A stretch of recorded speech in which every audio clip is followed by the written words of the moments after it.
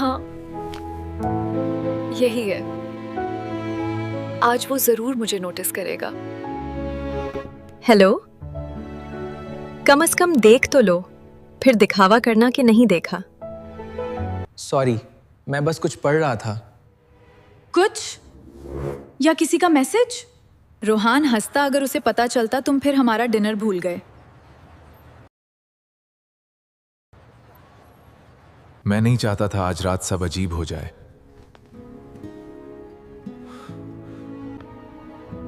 तो वाकई कोई है? इसका नाम मेहर है। मेहर? हाँ।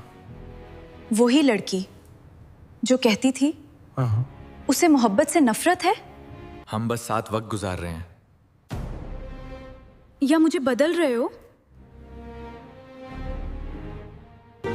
तुमने कहा था तुम्हें मोहब्बत नहीं चाहिए।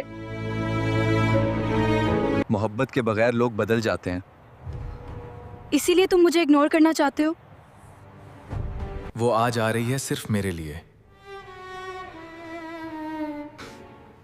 इसका मतलब है कि मैं बस एक ऑप्शन थी? तुम ऑप्शन नहीं, मेरी जिंदगी हो। कैसी जिंदगी जिसके होते हुए तुमको किसी और का इंतजार है? क्या जिसका इंतजार कर रहे हो उसके लिए मुझे बुलाना तुम्हारे लिए आसान होगा? तुम्हें भुलाना मेरे लिए मुश्किल ही नहीं, नामुमकिन है। मुझे तुम्हारी आदत हो गई है।